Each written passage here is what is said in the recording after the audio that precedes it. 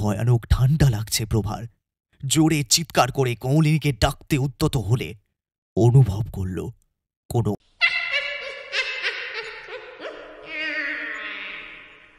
সন্ধে পেরোলেই বাড়ির উঠানে আমগাছটার তলায় গাছে হেলান দিয়ে মাটিতেই এসে বসে কমলিনী। আজ প্রায় দিন 15 পেরিয়ে গেছে প্রিয়মের চলে যাওয়ার। রাতের বেলা প্রিয়মের নেক্সন ইভি গাড়িটাকে পিষে গেছে একটি উল্টো দিক থেকে ধেয়ে আসা বেলাগাম ট্রাক। 4 বছরের দাম্পত্যে কোনো দিনই কমলিনীকে কাছছাড়া করেনি প্রিয়ম। ফরেস্ট ডিপার্টমেন্টে চাকরি করত প্রিয়ম, বদলির চাকরি। কমলিনী শহুরে ধনী পরিবারের একমাত্র মেয়ে। কমলিনীর মা দয়ময়ন্তী চিন্তায় ছিলেন বড্ড বেশি। তিনি কখনোই তার মেয়ে কমলিনীর সিদ্ধান্তে হস্তক্ষেপ করেননি। দয়মন্তী জানতেন তার মেয়ের পছন্দ করা ছেলে খারাপ হবে না।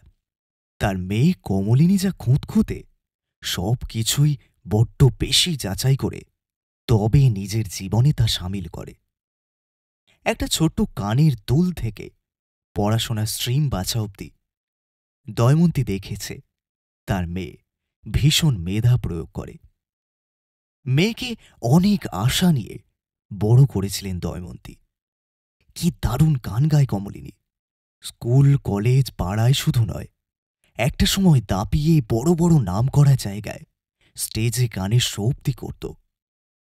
দিল্লিতে একটি কলেজে চাকরি পাওয়ার পর গানের শো করাটা প্রায় বন্ধই হয়ে গেল। ভীষণ মন খারাপ করতেন দয়মন্তী। মাকে জড়িয়ে কমলিনী বলতো, জীবনে সবকিছু একসঙ্গে পাওয়া যায় না মা। একটা পেতে চাইলে আর একটা ছাড়তে হয়, ছাড়তে জানতে হয়। প্রিয়ম নিঃসন্দেহে ভালো ভালো ছেলে, কেয়ারিং, জেন্টল, এডুকেটেড। কিন্তু ওকে বিয়ে করলে, ওর সঙ্গে সংসার করতে গেলে কমলিনীকে দিল্লিতে কলেজের এত ভালো চাকরিটা ছাড়তে হবে। না হলে দুজন দুই প্রান্তে, একজন পশ্চিমবঙ্গের কোনো এক জঙ্গলে, তো অপরজন দিল্লি শহরে। দয়মন্তী বলেছিলেন, চাকরিটাতে রিজাইন না দিলে কি হয় না কুমু?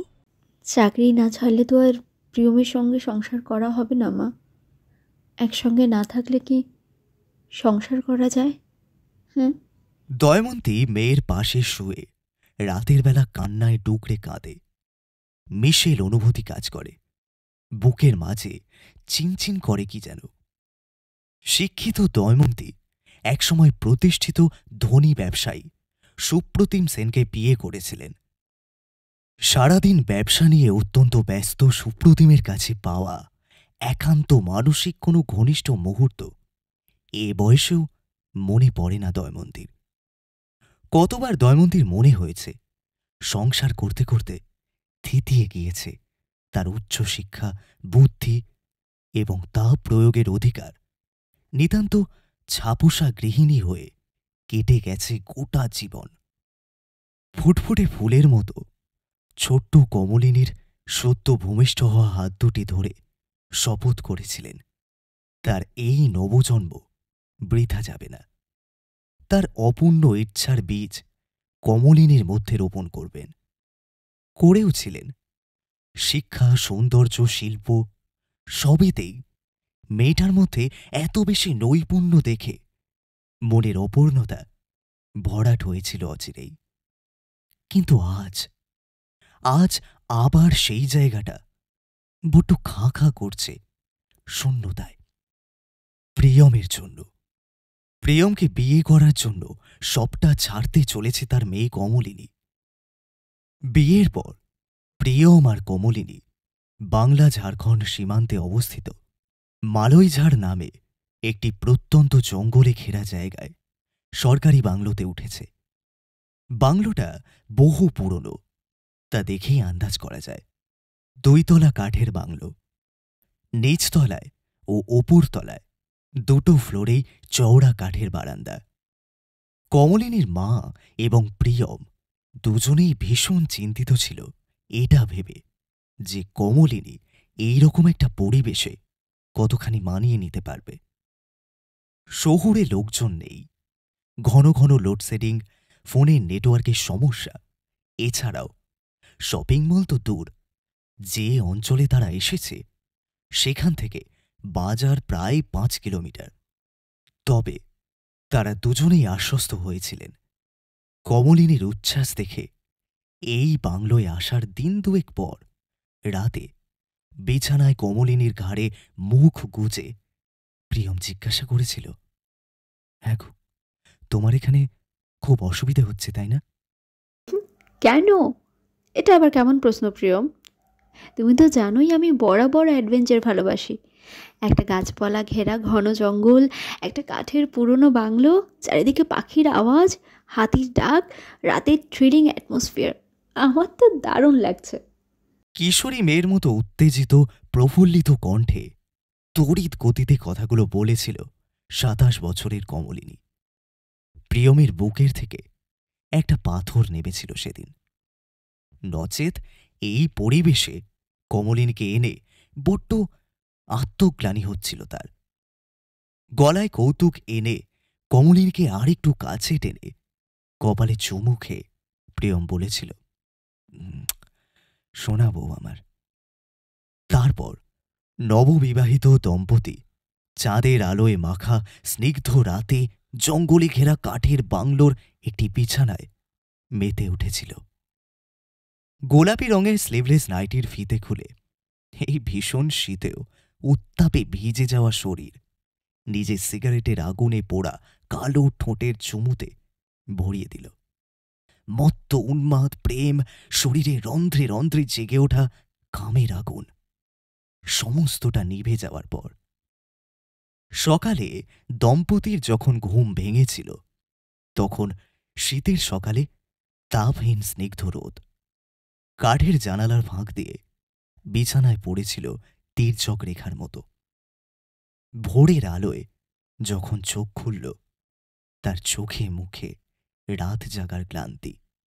রাত্রি শেষে কখন চোখ দুটো লেগে গিয়েছিল বুঝতে পারেনি কমলিনী। দুটো কাঠবেড়ালি একে অপরের মুখোমুখি বসে এক লহমায় একজন একটি গাছের ওপর উঠতে উদ্যত হলেও অপরটি তার পিছু নিল। তাদের লক্ষ্য করতে করতে কমলিনীর শান্ত চোখজোড়া কামরাঙা গাছটির মাথা পেরিয়ে শূন্য কুয়াশা মাখা আকাশে স্থির হল। এই আবাসনে দিনের বেলায় বড় একা লাগে কোমর। চারিদিকে তাদের 4 বছর ধরে গুছিয়ে নেওয়া সংসারের চিহ্ন, কিন্তু যার সঙ্গে সংসার গুছিয়েছিল সে আজ কোথাও নেই। কতবার কমলিনীর মা কমলিনীকে বলেছে তার কাছে এসে থাকতে, অন্তত কমলিনীর কাছে, যাতে কমলিনীর মা এসে থাকতে পারে সেই অনুমতিটুকুও দিতে। কিন্তু কমলিনীর তাতে বিরাট আপত্তি। কমলিনী মনে প্রাণে বিশ্বাস করে যে তার স্বামী তাকে ছেড়ে এত সহজে কোথাও যেতে পারে না। কমলিনী বিশ্বাস করে কোনো না কোনোভাবে, সেটা অপ্রকৃতভাবেই হোক, তার প্রিয়ম তার সঙ্গে যোগাযোগ স্থাপনের চেষ্টা করবেই। কারণ কমলিনীর বিশ্বাস প্রিয়ম কখনোই কমলিনীকে ছেড়ে থাকতে পারে না। আর কমলিনীর সঙ্গে যদি কেউ এসে থাকে তাহলে কখনোই প্রিয়ম কমলিনীর সঙ্গে যোগাযোগ করতে সমর্থ হবে না। তাই সে এই জঙ্গলে ঘেরা সরকারি বাংলোয় কাউকে আসার বা তার সঙ্গে এসে থাকার অনুমতি দেয় না। কারণ কমলিনী মনে করে কেউ যদি কমলিনীর সঙ্গে এই বাংলোয় এসে থাকে তাহলে প্রিয়ম আর আসবে না। কমলিনীর সঙ্গে কোনো রকম সংযোগ স্থাপন করতে তাই সে তার মাকেও এই বাংলোতে এসে থাকার অনুমতি দেয়নি। ভীষণ দুশ্চিন্তার মধ্যে দিন কাটাচ্ছিলেন কমলিনীর মা দয়মন্তী।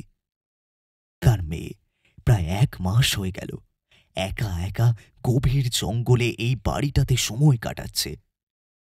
দয়মন্তী তাই রামচরণের স্ত্রী নির্মলাকে মোটা মাস মাইনে দিয়ে ঠিক করেছেন কমলিনীর সঙ্গে থাকার জন্য এবং কমলিনীর সমস্ত দেখভাল এবং বাড়ির কাজ করে দেওয়ার জন্য। রামচরণ এমনিতেই সরকারিভাবে এই বাংলোতে নিয়োজিত। রামচরণের স্ত্রী নির্মলাকে কমলিনীর মা মাস মাইনে দিয়ে এই বাড়িতে থাকতে রাজি করিয়েছেন। গৃহস্থলীর কাজ ছাড়া কমলিনী কোনোভাবেই নির্মলাকে তার কাছে থাকতে দেয় না। সে বিশ্বাস করে কমলিনীর ধারে কাছে কেউ থাকলে প্রিয়ম কোনোভাবেই তার সঙ্গে যোগাযোগ করতে পারবে না। প্রথম প্রথম যদিও বা মায়ের ফোন রিসিভ করত কমলিনী, কিন্তু আজকাল আর মায়ের ফোন রিসিভ করে না। কারণ প্রতিবারই তার মা যেন তাকে বিশ্বাস করাতে চায় তার প্রিয়ম আর নেই, আর কখনো আসবে না। তাই মায়ের ফোন সে রিসিভ করে না। বাধ্য হয়ে দয়মন্তী রামচরণের স্ত্রী নির্মলাকে ফোন করে কমলিনীর খোঁজ খবর নেন। ইদানিং নির্মলা কমলিনীকে নিয়ে যে সমস্ত খবর দয়মন্তীর কাছে ফোনে জানায় তা শুনে রীতিমতো অস্থির হয়ে ওঠেন ভদ্রমহিলা। তার শিক্ষিত যুক্তিবাদী মেয়ে যে বরাবরই কুসংস্কারের বিরুদ্ধে ছিল, যে দিল্লির একটি নামকরা কলেজে প্রফেসরের চাকরি করত, আজ আজ সে একটা মৃত মানুষের সঙ্গে কোনোভাবে যোগাযোগের আশায়, কোনোভাবে তার একটু দেখা পাওয়ার আশায় একটি নির্জন নিস্তব্ধ জঙ্গলে ঘেরা সুযোগ সুবিধাহীন পুরনো বাংলোতে পড়ে আছে। নির্মলা জানায় কমলিনী রাতে ঘুমোয় না, সারা রাত উঠোনে পাকুড় গাছটার নিচে বসে থাকে। সেই গাছে হেলান দিয়ে, যেই পাকুড় গাছের কাছে নিচে প্রিয়মকে শেষবারের মতো শোয়ানো হয়েছিল। দিনের বেলায় উল্টোপাল্টা অসংলগ্ন আচরণ করতে থাকে কমলিনী। খাওয়ার টেবিলে বসলে নির্মলাকে বলে আরেকখানি খাবার প্লেট যেন তার পাশে রাখা হয়। দিনে কখনো বিছানায় শুলে আরেকখানা বালিশ তার পাশে রাখে। নির্মলা অনেকবার আড়ি পেতে কমলিনীকে কার সঙ্গে যেন কথা বলতে শুনেছে। তারপরে ঘরে ঢুকে দেখেছে সেই ঘরে কমলিনী ছাড়া আর কেউ নেই। কমলিনী ঠিকমতো খাওয়া দাওয়া করে না, ঠিকমতো ঘুমোয় না, তবে সন্ধ্যের পর খুব সুন্দর করে সে সাজে। লাল বেনারসিতে নিজেকে সাজায়, ঠোঁটে গাঢ় রঙের লিপস্টিক দেয়, চুলের খোপায় জুঁই ফুলের মালা পরে, এবং সবথেকে বিস্ময়কর কথা হল সদ্য বিধবা কমলিনী কপালে বড় করে সিঁদুরের টিপ দেয়, সিঁথিতে চওড়া করে সিঁদুর পরে। ফরেস্ট ডিপার্টমেন্টের অনেকেই তার মাথা ঠিক নেই বলে ডিপার্টমেন্টাল হেডের কাছে কমপ্লেন করেছে। ডিপার্টমেন্টের হেড সুবিমল ঘোষ কমলিনীর সঙ্গে দেখা করে বলেছেন, শুনেছি আপনাদের কলকাতায় বাড়ি আছে। আমার মনে হয় আপনার সেই বাড়িতে গিয়ে থাকা উচিত। লোকজনের মধ্যে থাকলে, আত্মীয় স্বজনদের মধ্যে থাকলে আপনি এই সব থেকে বেরোতে পারবেন। কমলিনী তার কথার গুরুত্ব না দিয়ে বরং তাকে বলেছে নিয়ম অনুযায়ী কমলিনী এখানে আরও 5 মাস থাকার কথা, আর তার আচরণ এমন কিছু নয় যা অন্য কাউকে ক্ষতিগ্রস্ত করতে পারে। সুতরাং ডিপার্টমেন্টের অন্যান্য লোক এ ব্যাপারে মাথা না ঘামাক, সেটাই কাম্য। ঘোষবাবু বুঝতে পেরেছিলেন তার কথায় কোনো কাজ হবে না, তাই এই ব্যাপারে বাকিদের তিনি মাথা ঘামাতে না করে দেন। অন্তত যতদিন কমলিনীর পাগলামোতে তাদের কোনো ক্ষতি না হয়। তারপর থেকে প্রকাশ্যে কেউ কিছু বলে না, কিন্তু রামচরণ আর নির্মলা জানে কমলিনীকে নিয়ে অফিসের মধ্যে শোরগোলের কথা। দয়মন্তী নির্মলাকে ফোন করে সে সব কথাই জানায়। আরও বেশি চিন্তিত হয় দয়মন্তী। জায়গাটা ভালো নয়। তাছাড়া কমলিনী ওইরকম একটা বাড়িতে একা থাকে, কার মনে কি আছে বলা যায় না। তিনি এবার উপায় খুঁজতে শুরু করেন, কিভাবে কি উপায় শান্ত করা যায় এবং তাকে কলকাতায় ফিরিয়ে আনা যায়। হঠাৎ তার মনে পড়ে কমলিনীর একজন স্কুলবেলাকার বান্ধবী যার সঙ্গে দয়মন্তীর পারিবারিক যোগাযোগও আছে। সে এখন কলকাতা শহরের প্রসিদ্ধ সাইকিয়াট্রিস্ট। দয়মন্তী আর একদিনও দেরি না করে তার সঙ্গে দেখা করার এবং কমলিনীর সম্পর্কে সবটা জানানোর পরিকল্পনা করেন। প্রভার সঙ্গে দেখা করে সমস্ত ঘটনা জানানোর পর প্রভা দয়মন্তীকে বলে, খুব সম্ভবত ডিলিউশনাল ডিসঅর্ডারে ভুগছে। ওর একটা কগনিটিভ বিহেভিয়ারাল থেরাপি দরকার হতে পারে। দয়মন্তী কাতর কণ্ঠে জিজ্ঞাসা করে, তাহলে এখন এখন এখন আমার কি করা উচিত? প্রভা জানায়, এখন কমলিনীর সঙ্গে এমনভাবে কথা বলতে হবে যাতে কমলিনীর মনে হয় যে আমরা তার ধারণাটাকেই সত্যি বলে মনে করছি। আমরা কোনোভাবেই ওকে এটা বোঝাতে পারবো না যে প্রিয়ম মরে গেছে বা প্রিয়ম আর বেঁচে নেই। তাহলে ও কখনোই আমাদের সঙ্গে কোঅপারেট করবে না। তাই এখন ওর সঙ্গে এমন আচরণ করতে হবে যেন কোথাও না কোথাও প্রিয়মের অস্তিত্ব আছে, আর আমরা চেষ্টা করলেই ওর সঙ্গে প্রিয়মের সংযোগ স্থাপনে কমলিনীকে সাহায্য করতে পারি। প্রভার কথা শুনে ডুকরে কেঁদে ওঠে দয়মন্তী। আমার এত উচ্চশিক্ষিত মেয়েটার কত ভালো ভবিষ্যৎ হওয়ার কথা ছিল, কিন্তু আজ ভাগ্যের ফেরে কি করুণ পরিণতি। আমার মেয়েটা তো কোনো দোষ করেনি প্রভা, তার সাথে কেন এমন হলো বলতে পারিস? তুমি কোনো চিন্তা করো না আন্টি, কমলিনী তো আমার ছোটবেলার বন্ধু। ও বাকি 5 জন পেশেন্টের মতন আমার কাছে শুধু একজন পেশেন্ট তো নয়। তাই অত্যন্ত সহানুভূতির সঙ্গেই আমি এই কেসটা পার্সোনালি দেখব। প্রভা জানায়, দয়মন্তী যেন অতি সত্বর কমলিনীর সঙ্গে কোনোভাবে নির্মলার মাধ্যমে যোগাযোগ করে।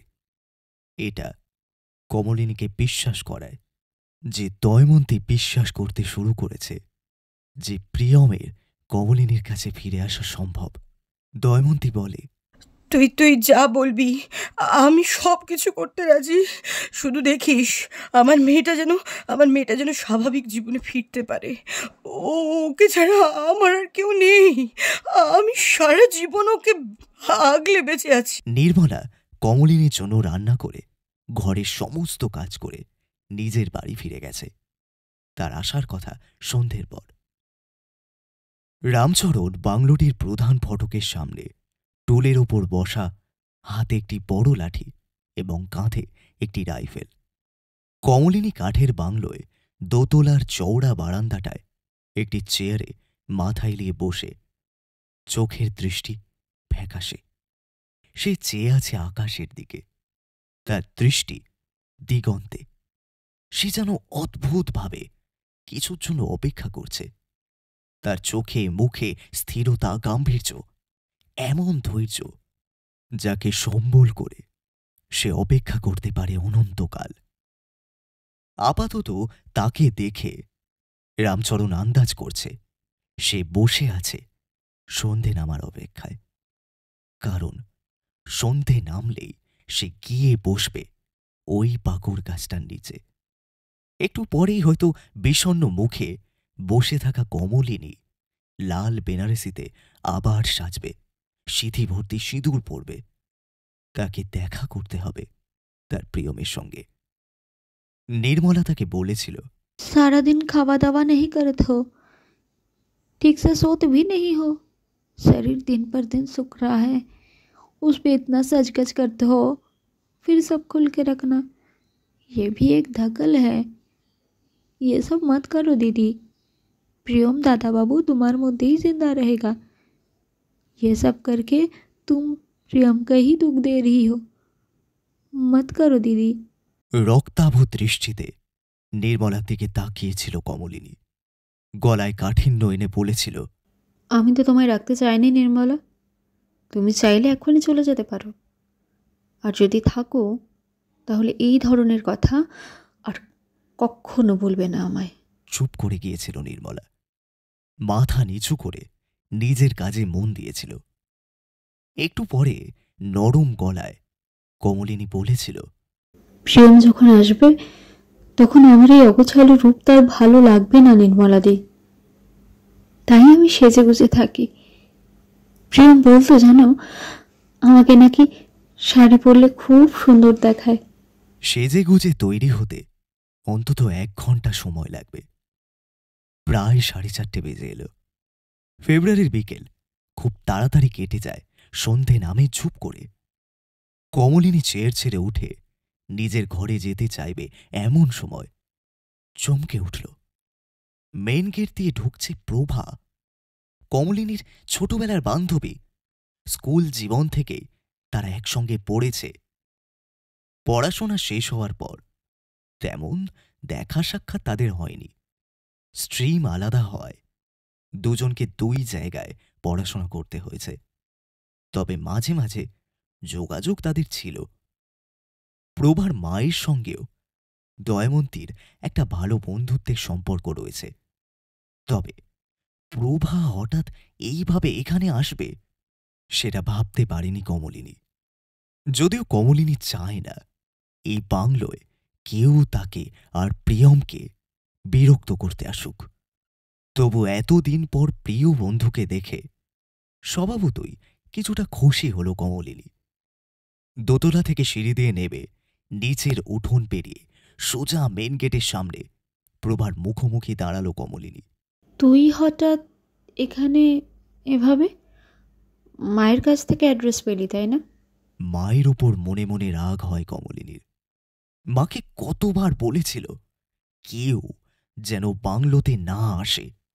এমনকি তার মা দয়মন্তীকেও সে এই বাংলোয় আসার অনুমতি দেয়নি। তবে কেন তার মা প্রভাকে এই বাংলোতে আসতে দিল সেটাই বুঝতে পারছে না কমলিনী। প্রভা বলল, আরে দাঁড়া, তুই কি সব কথা এখানে দাঁড়িয়ে জিজ্ঞেস করবি? ভেতরে আসতে বলবি না আমাকে? প্রভা কমলিনীর পেছন পেছন একটি ঘরের দরজা খুলে ভেতরে ঢুকতেই এক ধরনের পুরনো কাঠের গন্ধ তার নাকে এসে লাগল। বাংলোর দোতলা ঘরটা বেশ বড়সড়, তবে আসবাবপত্র খুব বেশি নেই। কাঠের মেঝের ওপর রাখা মোটা গদি দেওয়া খাট, পাশে বাঁশের তৈরি একটা ছোট টেবিল, আর জানালার কাছে একজোড়া দোলনা চেয়ার। ঘরের একপাশে লম্বা কাঠের আলমারি। পূব জানালা দিয়ে তাকাতেই গভীর জঙ্গলের অন্ধকার এক ঝলক দেখা গেল। এই জঙ্গলে সন্ধে হয়তো অনেকটাই আগে নামে। হালকা শীতল বাতাসে জানালার পাতলা পর্দাগুলো দুলে উঠছে। টেবিলের উপরে একটা লণ্ঠন রাখা, হয়তো রাতে লোডশেডিং হলে এমার্জেন্সিতে কাজে লাগে। দুজন বান্ধবী মুখোমুখি বসে আছে সন্ধে নামার আগে একটি জঙ্গলে ঘেরা নির্জন কাঠের দোতলা বাড়ির একটি ঘরে। প্রভা কমলিনীকে দেখে আন্দাজ করতে পারছে যে কমলিনী প্রচণ্ড বিরক্ত হয়েছে তাকে এই সময় এখানে দেখে। প্রভা কমলিনীর কোলের ওপর জড়ো করে রাখা হাতটাকে আলতো করে ধরে শান্ত গলায় বলল, আমার এখানে আসাটা তোর ভালো লাগছে না তাই না রে কমু? তা ঠিক নয়, কিন্তু আমি কিছুদিন একা থাকতে চাই রে।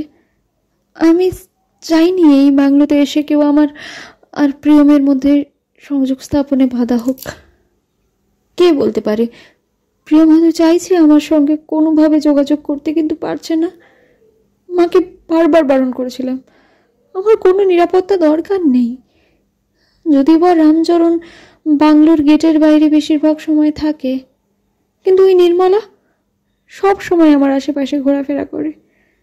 মাকে কতবার বললাম নির্মলাকে রাখার কোনো দরকার নেই, কিন্তু কে শোনে কার কথা? মা কোনোভাবেই আমাকে এখানে একা রাখতে চায় না। কিন্তু কিন্তু আমি তো একা নেই, প্রিয়ম আছে তো আমার সঙ্গে। হয়তো আমি তাকে সবসময় দেখতে পাই না, কিন্তু আমি জানি প্রিয়ম আছে। তুই জানিস, আমি সেদিন রাত্রে যখন বিছানায় শুয়েছিলাম স্পষ্ট বুঝলাম আমার মাথায় বিলি কাটছে। আমি জানি তুই হয়তো বিশ্বাস করবি না, আমি প্রিয়মের ছায়া দেখতে পাই। বিশেষ করে রাত্রেবেলা যখন পাকড় গাছটার নিচে বসি, আমি বুঝি প্রিয়ম আসে, আমার হাত ধরে, আমার সামনে বসে আমার সাথে কথা বলে। কয়েক মুহূর্ত, কয়েক সেকেন্ড আমি দেখি, কিন্তু তারপরও হাওয়ায় মিলিয়ে যায়। আমি আমি বরাবরের জন্য প্রিয়মের সাথে থাকতে চাই। ওর আমাকে ধরা দিয়েও আবার মিলিয়ে যাওয়া, আমার কোনো উত্তর না দেওয়া, এগুলো আমি মানতে পারি না। হয়তো আমি একা থাকলে আস্তে আস্তে ওকে একদিন ঠিক আমার কাছে রেখে যেতে পারবো, জানতে পারবো কেন মিলিয়ে যায়, কেন ধরা দিয়েও আমার কাছে ধরা দেয় না। কিন্তু কেউ যদি আমার সঙ্গে থাকে, তাহলে প্রিয়ম তো আমার কাছে ধরা দেবে না কখনো। আমি স্থির করেছি, আগামী 5 মাস আমি এই বাংলোতেই থাকবো। এই 5 মাসের মধ্যে যদি প্রিয়ম আমার কাছে না আসে, আমি নিজেকে শেষ করে প্রিয়মের কাছে চলে যাব। অদ্ভুত কাঠিন্য এবং স্থিরতা এনে ভারী গলায় কথাগুলো বলল কমলিনী। আচ্ছা, এই ব্যাপারে যদি তোকে কেউ সাহায্য করে, মানে ধর আমি যদি তোকে সাহায্য করি, তুই তো জানিস আমি অনেক ধরনের সাবজেক্ট নিয়ে পড়াশোনা করতে ইন্টারেস্টেড, এবং আমি অলৌকিক আর পরলৌকিক বিদ্যা সংক্রান্ত অনেক বই পড়েছি। আরে কাকিমাকে তো আমি বিশ্বাস করালাম যে কাকিমা তুমি ভুল ভাবছো। কেউ যদি চায় তার প্রিয় মানুষকে ফিরিয়ে আনতে, তা সে যত দূরেই চলে যাক না কেন, মানুষের মধ্যেই এমন ক্ষমতা থাকে যে সঠিক প্রয়োগের দ্বারা অবশ্যই তার প্রিয় মানুষকে ফিরিয়ে আনা সম্ভব। তবে তার কিছু পদ্ধতি আছে। হ্যাঁ, সত্যি বলছিস? তুই আমাকে সাহায্য করবি প্রিয়মকে আমার কাছে বরাবরের মতো এনে দেওয়ায়? তুই সাহায্য করবি আমাকে? হ্যাঁ। প্রভার দুটো হাত শক্তভাবে চেপে মিনতির সুরে কমলিনী বলল কথাগুলো। প্রভা বলল, কমলিনী, তুই ব্ল্যাঞ্চেটের কথা শুনিসনি? অবাক ফ্যাকাশে দৃষ্টিতে প্রভার মুখের দিকে তাকিয়ে যেন বাকরুদ্ধ হয়ে গেল কমলিনী। হ্যাঁ হ্যাঁ হ্যাঁ, শুনেছি তো। তাই তো, আমার মাথায় এখনো আসেনি কেন কথাটা। আমি আমি আজই ব্ল্যাঞ্চেট করতে চাই। থ্যাংক গড প্রভা, তুই এসেছিস। ভগবানই তোকে পাঠিয়েছে, না হলে আমার এত প্রার্থনা, এত ডাক বিফলে যেতে পারে না। আমার কাছে আসতেই হবে প্রিয়মকে। আচ্ছা, তুই জানিস ব্ল্যাঞ্চেট কিভাবে করতে হয়? আগে বল, তুই কিছু খেয়েছিস কিনা? ব্ল্যাঞ্চেটের বিষয়ে অনেক কিছু বোঝার আছে। না খেয়ে শরীরটার কি অবস্থা করেছিস দেখ তো। তুই এক কাজ কর, ভালো করে স্নান করে কিছু খেয়ে নে। ব্ল্যাঞ্চেট একটু রাতে করতে হয়, আর রাত হতে এখনো বেশ কিছুটা সময় বাকি। আমি তোকে ব্ল্যাঞ্চেটের জন্য কি করতে হবে সব বলে দেব। সব পদ্ধতি জানা আছে আমার। ব্ল্যাঞ্চেট করার জন্য সমস্ত জিনিসপত্র জোগাড় করে এনেছি। এই বাংলোতে সর্বমোট 5টি ঘর। নিচের তলায় বড় বড় 2টি শোবার ঘর, তার ঠিক পাশে অ্যাটাচড কিচেন। বারান্দার পাশ দিয়ে উপরে উঠে যাওয়ার জন্য কয়েক ধাপ সিঁড়ি। সিঁড়ি পেরিয়ে আবার বারান্দা, এবং সেই বারান্দায় আরও 2খানি মাঝারি সাইজের ঘর। রাতের বেলা এই জঙ্গলের পরিবেশ অত্যন্ত ভয়ানক লাগছে। আজ বিকেলের পর নির্মলাকে বারণ করে দেওয়া হয়েছে বাংলোতে আসতে। প্রভাও নির্মলা না আসার এই সিদ্ধান্তে কমলিনীকে সমর্থন করেছে। প্রভা জানে কমলিনীর কোনো সিদ্ধান্তে বাধা দিলে কমলিনী প্রভাকে তার ট্রিটমেন্ট শুরু করতে তো দেবেই না, উপরন্তু এই বাড়িতেও এক মুহূর্ত অ্যালাউ করবে না, প্রভাকে থাকতে দেবে না। যদিও প্রধান ফটকের বাইরে গেটের সামনে একখানা ছোট্ট কাঠের রুম রয়েছে।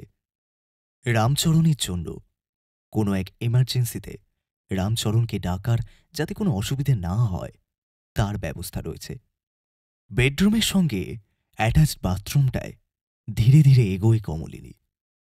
প্রভা একজন সাইকিয়াট্রিস্ট। সে তার পেশাদার জীবনে বেশ দক্ষ হয়ে উঠেছে এবং কলকাতা শহরে বেশ সুনাম অর্জন করেছে। বহু মানসিক সমস্যায় ভোগা মানুষকে সুস্থ জীবনে ফিরিয়ে দিয়েছে। প্রভা জানালার পাশে একটি কাঠের আরাম চেয়ারে বসে মুচকি হাসে নিজের মনে। খুব ভালো মতন জানে রোগীর চোখ, অঙ্গভঙ্গি, মুখের হাসি কিংবা বিষাদ ঠিক কী কথা বলছে। রোগীর সঙ্গে কথা বলার জন্য, তার মনের ভাব বোঝার জন্য প্রভাকে বা প্রভার মতো অভিজ্ঞ সাইকিয়াট্রিস্টকে কখনো কোনো সমস্যা নিয়ে সরাসরি রোগীর সঙ্গে কথা না বলেও শুধুমাত্র অবজারভেশনে রেখে চিকিৎসা করা হয়। কিন্তু সবথেকে বড় যেটা দরকার সেটা হলো চিকিৎসকের প্রতি রোগীর ভরসা। কিন্তু এক্ষেত্রে কমলিনী জানে না যে প্রভা এই জঙ্গলে বাংলোতে প্রিয়মের মারা যাওয়ার খবর শুনে শুধুমাত্র তার বান্ধবীকে সমবেদনা জানাতে আসেনি। সে এসেছে তার বান্ধবীর মানসিক রোগের চিকিৎসা করতে। রাত তখন 10টা। প্রভার সত্যি এবার গা ছমছম করছে। কমলিনী না হয় একটা ঘোরের মধ্যে আছে, তাই এই জঙ্গলের অন্ধকার, নির্জনতা, হিংস্র পশুর ভয় কিংবা মানুষের কোনোটাই আপাতত কমলিনীর মাথা ব্যথার কারণ নয়। তবে একটি যুবতী মেয়ে এই জঙ্গলে এক বয়োজ্যেষ্ঠ মহিলার কথায় তার একমাত্র মেয়েকে এই ঘোর বিপদে এবং ধীরে ধীরে এগিয়ে যাওয়া মৃত্যুর পথ থেকে ফিরিয়ে আনতে তৎপর হয়েছে। প্রভা একাই বসেছিল। সন্ধে নেমেছে অনেকক্ষণ আগেই। একটি বড় কাঠের জানালা তখনও খোলা। একটি কাঠের স্টাডি টেবিলে নিজের ল্যাপটপটা রেখে প্রভা চেয়ারে বসে তাতে চটপট কিছু পেন্ডিং কাজ সেরে নিচ্ছিল। কমলিনী তার ঘরে ড্রেসিং টেবিলের সামনে বসে সাজগোজ করছে। তবে উঠানে গিয়ে সেই গাছটার নিচে ও বসেনি যে গাছের নিচে শেষবারের মতো শুয়েছিল প্রিয়ম। কারণ তার বিশ্বস্ত ঘনিষ্ঠ বান্ধবী প্রভা তাকে কথা দিয়েছে নিয়ম মাফিক প্ল্যানচেটের মাধ্যমে প্রিয়মকে ডেকে আনবে। আজ এতদিন পর প্রিয়মের সঙ্গে কথা হবে কমলিনীর। রাত তখন 12টা।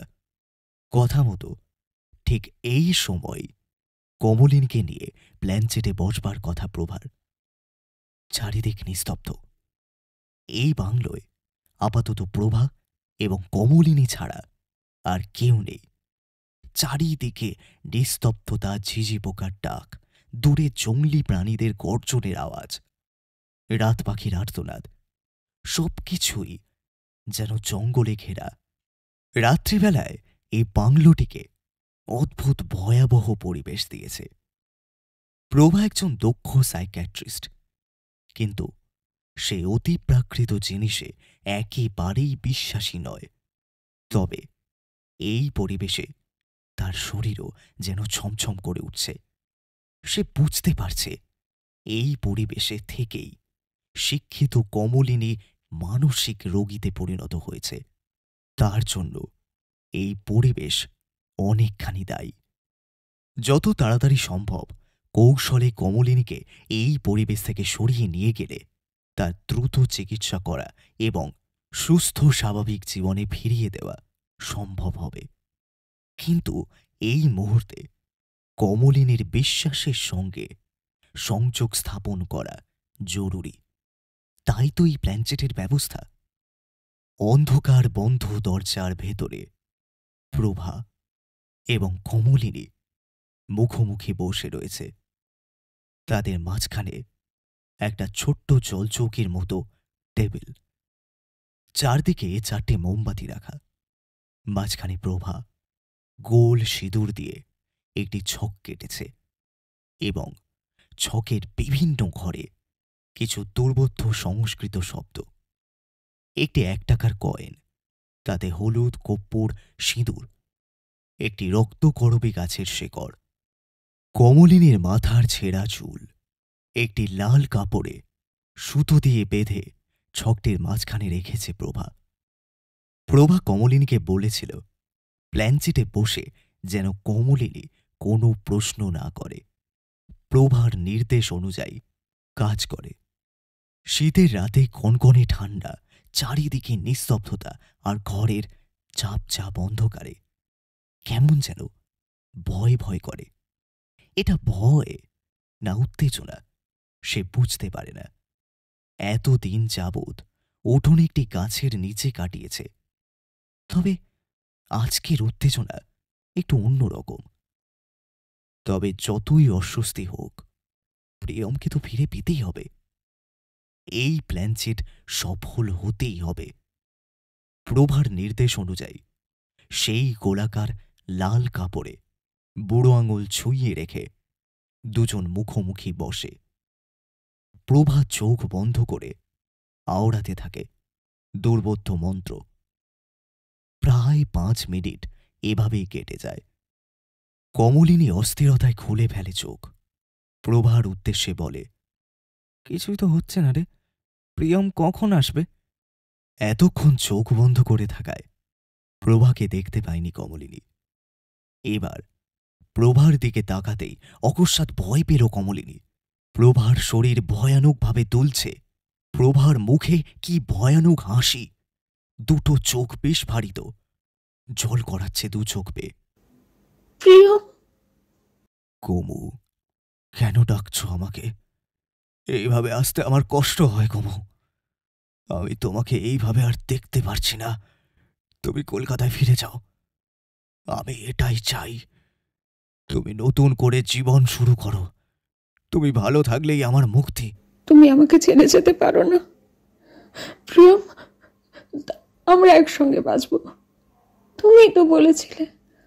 আর আজ তুমি কেমন করে আমাকে ছেড়ে থাকার কথা বলছো? আমি তোমাকে ছাড়া ভালো নেই প্রিয়ম, তুমি আমাকে ছেড়ে যেও না প্লিজ, তুমি আমাকে ছেড়ে যেও না।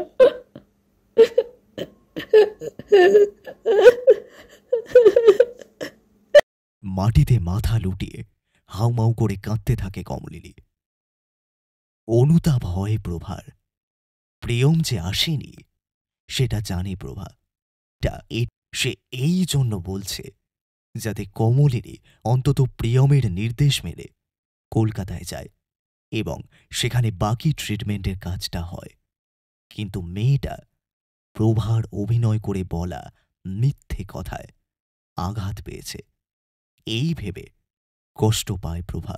প্রিয়মের কণ্ঠ অনুকরণ করিয়ে যে রেকর্ডটা নিয়ে এসেছিল সেটা অন করে শোকার্ত কমলিনীকে আরও কষ্ট দেওয়াটা বোধহয় উচিত হল না। এবার এই অভিনয় বন্ধ করা উচিত। প্রভা নিজের জায়গা ছেড়ে উঠে কমলিনীকে শান্ত করতে যাবে, এমন সময় প্রভা অনুভব করল সে উঠতে পারছে না। এমনকি তার হাত পা নাড়ানোর ক্ষমতাও এই মুহূর্তে নেই।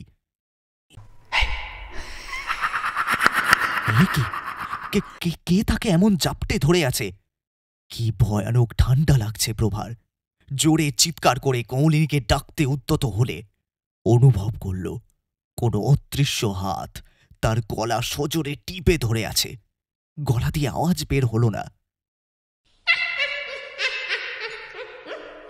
টেবিলের জল সমেত রাখা কাঁচের গ্লাস আছড়ে ফেলল কোনো এক অদৃশ্য অশরীরী শক্তি। সেই তীব্র আওয়াজ এতক্ষণে কান্না থামিয়ে চোখ তুলে সামনে তাকিয়েছে কমলিনী। অদৃশ্য শক্তির কবলে থাকা বিধ্বস্ত প্রভাকে বাঁচানোর তাগিদে জায়গা ছেড়ে উঠতেই কমলিনীকে কেউ যেন সজোরে চুল ধরে টেনে দরজার সামনে নিয়ে গেল। ভেতর থেকে বন্ধ দরজার ছিটকিনি খুলে গেল নিজে থেকেই। সেই অদৃশ্য শক্তি এবার দোতলার বারান্দা থেকে ছুঁড়ে নিচের উঠোনে ফেলে দিল। ধপ করে প্রভা পড়ে যাওয়ার শব্দ ও আর্তনাদ শুনে জ্ঞান হারালো প্রভা। সঙ্গে সঙ্গে একটি অপ্রাকৃত অশরীরী মেয়ে কণ্ঠের অট্টহাসিতে ফেটে পড়ল নিস্তব্ধ কাঠের জঙ্গলে ঘেরা দোতলা বাংলোটি। কমলিনীকে প্রথমে ফরেস্ট ডিপার্টমেন্ট ও গার্ড রামচরণের তত্ত্বাবধানে বালুইঝাড় গ্রামীণ হাসপাতালে ভর্তি করা হয়েছিল। সুযোগ সুবিধার অভাবে কমলিনীর মা কলকাতার প্রসিদ্ধ প্রাইভেট নার্সিংহোমে ভর্তি করিয়ে অনেকটা সুস্থ করেছেন মেয়েকে। সন্ধ্যাবেলায় চেয়ার থেকে ফেরার পথে প্রভা প্রায়ই দেখা করে কমলিনীর সঙ্গে। মাথায় গভীর চোট পেয়েছিল কমলিনী। একটি পা খুব খারাপভাবে ভেঙেছে। নেহাত কমলিনীর মা দয়মন্তী মেয়ের এত ভালো দেখভাল করেন, তাই এত তাড়াতাড়ি এতটা সুস্থ হতে পেরেছে। কমলিনীর এই দুর্দশা দেখে নিজেকেই মনে মনে দোষারোপ করে প্রভা। কেন যে সেদিন ব্ল্যানচেটের অভিনয়ের আইডিয়াটা মাথায় এলো? এই পৃথিবীতে যে বিজ্ঞান এবং তার লজিকের বাইরেও এত কিছু আছে, তা সচক্ষে দেখার পর আগাগোড়া যৌক্তিক মন ভেঙে গিয়েছে প্রভারও। সে মনে মনে প্রতিজ্ঞা করে যেভাবেই হোক প্রিয়মকে অন্তত একবার হলেও কমলিনীর সঙ্গে যোগাযোগ করাবে। প্রভা নিশ্চিত সেই রাতে প্রিয়ম আসেনি, এসেছিল অন্য কোনো মেয়ের অশরীরী আত্মা। সে সেই মেয়েলি বিভৎস হাসি স্পষ্ট শুনেছে। আর প্রিয়ম কখনোই কমলিনীকে এত আঘাত করবে না, কখনোই না। কমলিনী এখন বেশ কিছুক্ষণ সাপোর্ট নিয়ে হাঁটতে পারে। ইতিমধ্যে প্রভা একজন প্রখ্যাত তান্ত্রিক শ্রী শঙ্করলালের খোঁজ পেয়ে কমলিনীকে তার কাছে নিয়ে যাওয়ার পরিকল্পনা করেছে। প্ল্যানচেটে যে সত্যিই মৃত আত্মাকে আবহন করা যায় উপলব্ধি করেছে প্রভা। এর নিশ্চয়ই কোনো নির্দিষ্ট নিয়ম হয়, সেটা প্রভা এবং কমলিনী না জেনে আত্মা আবহন করে ভুলবশত অন্য এক অশরীরী সেদিন এসে এতখানি তাণ্ডব করে গিয়েছিল। প্রভার বিশ্বাস এই শ্রী শঙ্করলালই পারবে প্রিয়মের আত্মাকে আবহন করতে। শঙ্করলালের ডেরা এবং প্রসিদ্ধ শ্মশানের পাশে একটি নদীর তীরে পাকুড় গাছের নিচে, সেখানে সে তন্ত্র সাধনা করে। কমলিনী এবং প্রভা যখন শ্রী শঙ্করের ডেরায় পৌঁছায় তখন সন্ধে 6:30। চারিদিকে নিস্তব্ধ, জনসংযোগ বিচ্ছিন্ন এই বিস্তৃত নদী পাড়। মার্চের সন্ধেতেও হিমশীতল। কমলিনীর মুখ থেকে সেদিন রাতের সমস্ত ঘটনা এবং তার ভয়াবহতা শোনার পর শ্রীশঙ্কর স্পষ্ট জানিয়ে দেয় সেদিন প্রিয়ম নয়, বরং এসেছিল কোনো অতৃপ্ত অশরীরী প্রেতনী। তাহলে আমাদের এখন কি করা উচিত? প্রভা বলল। প্রভার কথা শেষ না হলেই নির্লিপ্ত মুখে কমলিনী বলল, আমার প্রিয়মকে চাই। আপনি যা বলবেন আমি তাই করব। যেমন করেই হোক আপনি প্রিয়মকে আমার কাছে ফিরিয়ে দিন। বিস্মিত হয়ে শ্রীশঙ্কর বললেন, এতদিন অনেক মানুষকে বিপদ মুক্ত করেছি, বহু অতৃপ্ত বহু ভয়ানক প্রেতাত্মাদের বন্দী করেছি, নয়তো মুক্তির বন্দোবস্ত করে দিয়েছি। এই প্রথম কেউ এলো যে আমার কাছে বলছে সে নাকি মৃত প্রেতাত্মার সঙ্গে বাস করতে চায়। ক্রূর হাসি, একটা ব্যঙ্গের স্বরে কথাগুলো বলে শ্রীশঙ্কর। হাসি থামিয়ে গলায় গাম্ভীর্য এনে তিনি এবার বললেন, ঠিক আছে, চেষ্টা করে দেখাই যেতে পারে, তবে আমার নির্দেশ মানতে হবে। আমি যা বলে দেব সেই অনুসারে না চললে এই কঠিন কাজ, অতৃপ্ত আত্মাকে বন্দী করে তাকে পরপারে ডাক অগ্রাহ্য করিয়ে তোর সাথে বেঁধে দিতে আমি পারবো না। আপনি চিন্তা করবেন না, আপনি যা বলবেন আমি তাই করতে রাজি, শুধু প্রিয়মকে এনে দিন। আগামী পরশু অমাবস্যা, সেই রাতেই হবে মহাহোম। নিজের সমস্ত বিদ্যা প্রয়োগ করে আমি তোর কাজ সিদ্ধ করব। তবে তোকে একা আসতে হবে। আমার সঙ্গে মন্ত্রোচ্চারণ করে নিজের দেহের যে কোনো অঙ্গ আহুতি দিতে হবে যজ্ঞে। কেন অঙ্গ আহুতি দিতে হবে কেন? আমি রাজি, আমি আসবো পরশু রাতে। গাড়িতে দুই বান্ধবী পাশাপাশি বসে। কমলিনী বাড়ির উদ্দেশ্যে গাড়ি স্টার্ট দেয় প্রভা। তুই কিন্তু এবার বাড়াবাড়ি করছিস কমু। কি সব আহুতির কথা বললেন উনি? আর অত রাত্রে এই নির্জন জায়গায় তুই একা আসবি?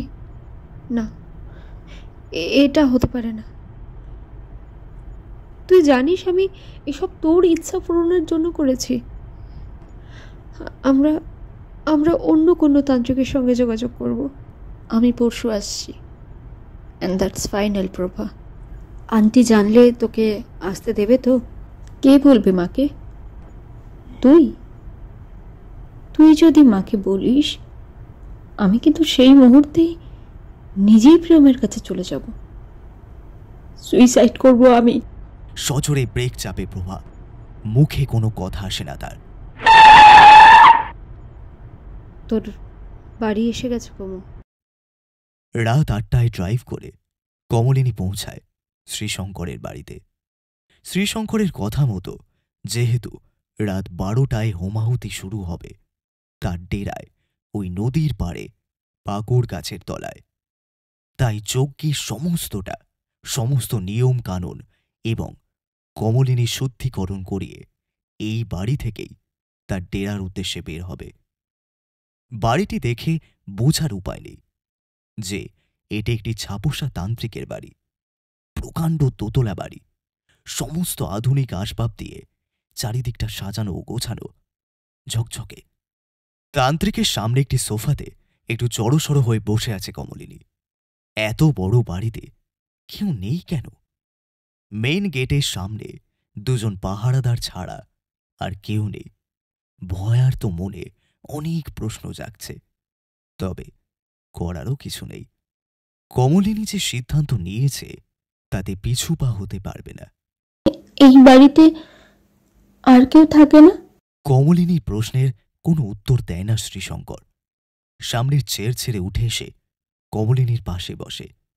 একেবারে গা ঘেঁষে অস্বস্তি হয় কমলিনীর। ঢোক গিলে দূরে সরে বসে। কমলিনীর একটা হাত চেপে ধরে চুমু খায় শ্রীশঙ্কর। ভয়ে চিৎকার করে ওঠে কমলিনী। এ কি কি করছেন আপনি? তোমার প্রিয়মকে আবহন করতে হলে তোমাকে আমার সঙ্গে সঙ্গমে লিপ্ত হতেই হবে। না, এটা সম্ভব নয় আমার পক্ষে। প্রভাত ঠিকই বলেছিল, আপনার কোনো শক্তি নেই, আপনি ঠক, অসভ্য। তান্ত্রিক অট্ট হাসি করতে থাকে। দেখবে আমার শক্তি, দেখবে তোমার প্রিয়মের মতো কত অশরীরী আমার ইশারায় বন্দি দেখতে চাও। বিড়বিড় করে মন্ত্র আওড়ায়। সঙ্গে সঙ্গে ঘরের সমস্ত লাইট অদ্ভুতভাবে কাঁপতে থাকে। এই ফাল্গুনের রাতে হঠাৎ শুরু হয় দমকা হাওয়া, সাথে বজ্রপাত। বন্ধ কাঁচের স্বচ্ছ জানালায় ফুটে ওঠে অশরীরী বিভৎস পচা গলা মুখচ্ছবি। অসংখ্য প্রেতাত্মাদের আর্তনাদে কেঁপে ওঠে সমস্ত বাড়িটা। দু কান হাত দিয়ে চেপে চিৎকার করে কমলিনী বলে, আমি রাজি, বন্ধ করুন, এসব বন্ধ করুন। আবার কিছুক্ষণ মন্ত্র জপ করার পর বন্ধ হয় অপার্থিব উৎপাত। কমলিনীর পাশে বসে কমলিনীর দুটো গাল ধরে তান্ত্রিক, বলে, মরণোত্তর আত্মাকে জাগ্রত করতে হলে দুটি জীবিত দেহের শক্তির সংমিশ্রণ প্রয়োজন, এবং সেই সংমিশ্রণের কালে আমার তন্ত্রক্রিয়া দ্বারা নির্গত ঊর্জা যে শক্তি উৎপন্ন করে, তার দ্বারা সহজেই তোর অভীষ্ট সিদ্ধি হবে রে মেয়ে। রাগে, ক্ষোভে, অজানা আতঙ্কে, উপায়হীনতায় কান্না পায় কমলিনীর। তান্ত্রিক তাকে কোলে তুলে একটি ঘরের বিছানায় শুইয়ে দেয়। জড়সড় হয়ে তীব্র ঘৃণা, অস্বস্তি, আতঙ্কে চোখ বন্ধ করে পড়ে থাকে কমলিনী। প্রিয়মকে আবার চোখের দেখার আকাঙ্ক্ষা, একসঙ্গে থাকার আকাঙ্ক্ষা, এ তাকে কোন পরিস্থিতির মুখোমুখি এনে দাঁড় করালো? কামার্ত বিশালাকার এক দানব যেন ছিঁড়ে খেতে উদ্যত হল নিঃস্ব সর্বহারা সুন্দরী মেয়েটিকে। চোখ বন্ধ করে তান্ত্রিকের হিংস্র দাঁতের আঘাতে তার সমস্ত শরীরের জায়গায় জায়গায় ক্ষতচিহ্ন তৈরি হচ্ছে সে অনুভব করে। মাঝে মাঝে আর্তনাদ করতে থাকে কমলিনী। তান্ত্রিকের ঠোঁট ছুঁয়ে যায় কমলিনীর নরম ঠোঁট, চিবুক, গলা। স্তনের উপর অনবরত কামড়ে চিৎকার করে ওঠে কমলিনী। কমলিনীর মুখ হাত দিয়ে চেপে প্রেতবন্দির অজুহাতে নিজের কাম বাসনা চরিতার্থ করে অবশেষে শান্ত হয় তৃপ্ত নরপিশাচ শ্রীশঙ্কর। জীবন্ত লাশের মতো ভাবলেশহীন হয়ে শুয়ে থাকা কমলিনী বলে, এবার আপনার ডেরায় চলুন, প্ল্যানচেট করে আমার প্রিয়মকে আবহন করবেন। অট্ট হাসি হাসতে থাকে শ্রীশঙ্কর।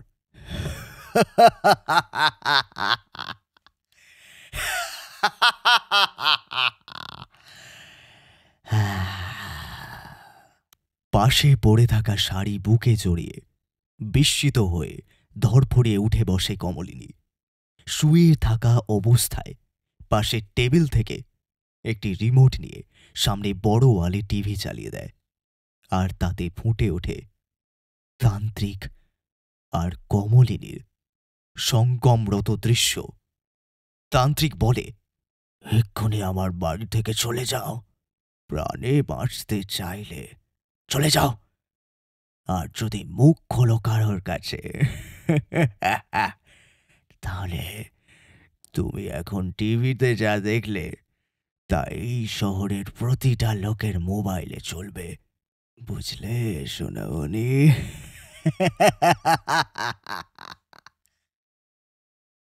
আরও জোরে অট্টহাসি হাসতে থাকে শ্রীশঙ্কর। সাদা শাড়ি পরে নিস্তব্ধ রাতের রাস্তায় বিধ্বস্ত হয়ে হাঁটছে একটি সর্বশান্ত মেয়ে। ক্লান্ত, বিধ্বস্ত, তার আর কিছু চাওয়ার নেই, কোনো আকাঙ্ক্ষা নেই এই নিষ্ঠুর অভিশপ্ত পৈশাচিক পৃথিবীতে। সে ঠকেছে বিশ্বাস করে, সে ঠকেছে প্রকৃতির নিয়মের কাছে, নিয়তির কাছে। কি চেয়েছিল সে? ভালোবাসার মানুষের সারা জীবনের সান্নিধ্য, এক টুকরো গোছানো সংসার। সেই সংসারের লোভে সবকিছু ছেড়ে, শহুরে বিলাসিতা ছেড়ে, লোকালয় ছেড়ে থেকেছে দ্বিধাহীনভাবে। একটি ব্রিজের সামনে গিয়ে দাঁড়ায়। নিচে বইছে গঙ্গা। রাতের অন্ধকারে নিকষ কালো জলে কমলিনী স্থির চোখে তাকিয়ে থাকে কিছুক্ষণ।